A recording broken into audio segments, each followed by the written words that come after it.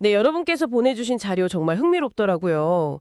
그 히토류 기업 MP 머티리얼스 주가가 하루 만에 43%나 올랐다고요? 네, 맞아요. 미국 국방부가 4억 달러 투자를 발표하면서 그렇게 됐죠. 연초 대비로는 뭐 171% 상승이라니 이건 뭐 엄청난데요? 그렇죠. 이게 그냥 한 기업에 투자하는 걸 넘어서는 그런 사건이에요. 네, 보니까 미국의 어떤 전략 자원 확보 문제, 또 산업 정책 변화, 더 나아가서는 뭐 미중 관계나 글로벌 공급망까지 다 엮여 있는 것 같더라고요. 맞습니다. 아주 큰 그림이죠. 그래서 저희가 오늘 이 자료들을 좀 깊게 파보려고 합니다.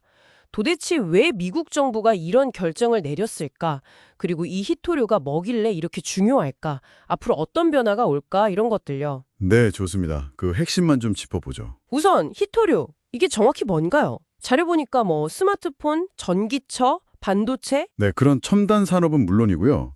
저기 F-35 전투기 같은 최첨단 무기에도 없어서는 안 될 17가지 원소를 말해요. 17가지나요? 네, 특히 그중에 네오디뮴 같은 거 있잖아요. 아, 네오디뮴 자석. 들어본 것 같아요. 네, 그게 아주 강력한 연구 자석을 만드는데 필수적이거든요. 전기차 모터 효율이나 미사일 유도 시스템 정밀도 이런 데 아주 결정적인 영향을 미치죠. 아하, 그렇군요. 그런데 문제는 이게 공급망이라고요. 자료를 보니까 전 세계 공급의 80% 이상을 중국이 쥐고 있다면서요? 네, 맞아요. 그게 핵심 문제입니다. 그리고 중국이 이걸 사실 때로는 좀 전략적인 무기처럼 쓰기도 했어요. 미국을 압박하는 카드로요. 아, 그런 적 있었군요. 네. 그러니 미국이나 서방 입장에선 이게 단순한 경제 문제가 아니라 심각한 안보 위협으로 느껴질 수밖에 없는 거죠.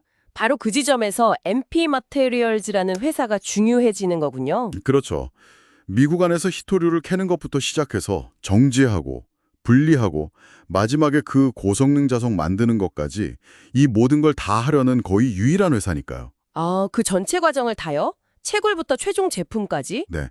소위 말하는 수직 계열화를 구축하려는 거죠. 와, 그래서 미 국방부가 무려 4억 달러나 투자를 하는 거군요. 지분도 한 15% 정도 확보하고요. 네, 맞습니다. 단순히 돈만 주는 게 아니에요.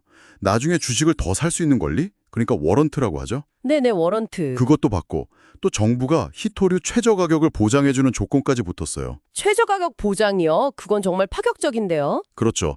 만약에 시장 가격이 폭락해도 회사가 망하지 않고 안정적으로 돌아갈 수 있게 뭐랄까 보호막을 쳐주는 셈이에요. 과거에 중국이 막 가격 덤핑으로 경쟁사들 어렵게 만들었다는 얘기도 있던데. 네, 그런 전례가 있었죠. 호주나 미국 기업들이 시도했다가 경제성이 안 나와서 포기한 경우가 많았거든요. 그러니까 이번 조치는 단순히 돈을 대주는 걸 넘어서 아예 MP 머테리얼즈의 생존 자체를 보장하겠다는 거네요. 네, 정확히 보셨어요. 그리고 텍사스에 두 번째 자석 공장 짓는 것도 지원하잖아요. 아, 맞다. 그것도 있었죠.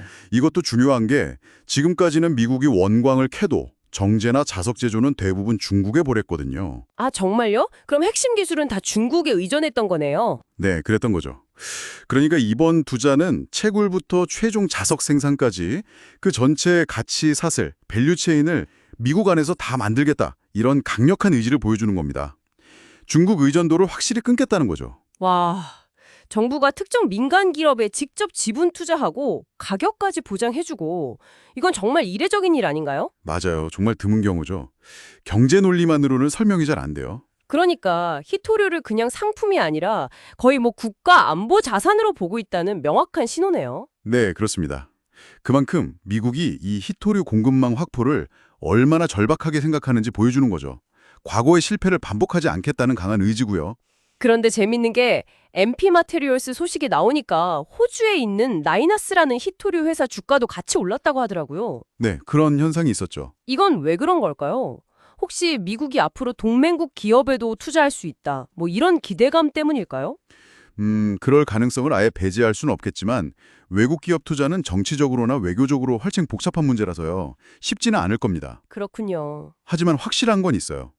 미국뿐만 아니라 유럽이나 일본 같은 다른 동맹국들도 이제 히토류 공급망을 좀 다변화하고 자국 내 생산 역량을 키우려고 속도를 낼 거라는 점이죠. 아, 그러니까 이제 중국 중심의 히토류 시장이 좀 여러 국가 중심으로 바뀌는 그런 변곡점에 와 있다. 이렇게 볼 수 있겠네요. 네, 그렇게 볼 수 있습니다.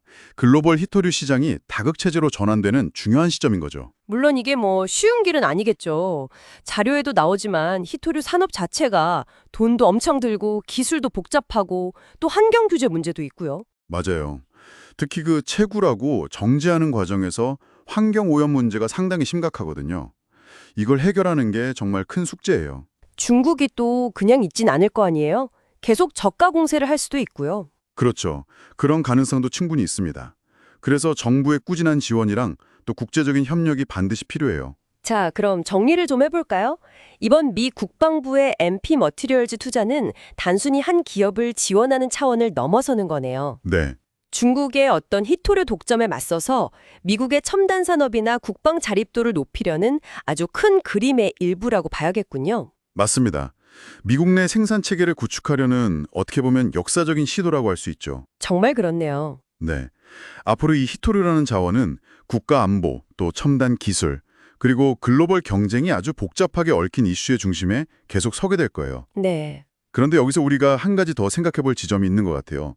이렇게 국가 안보를 위해서 필수 자원을 자국 내에서 생산하려는 움직임이 커질수록 당연히 그 과정에서 환경 문제가 생길 수 있고 비용도 더 들잖아요. 아, 그렇죠.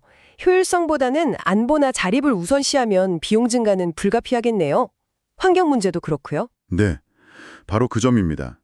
이 안보 강화와 환경 문제, 그리고 비용 증가 사이에서 어떻게 균형을 맞춰 나가야 할까? 이 딜레마가 앞으로 계속해서 중요한 논의거리가 될 것 같습니다. 여러분은 어떻게 생각하시나요?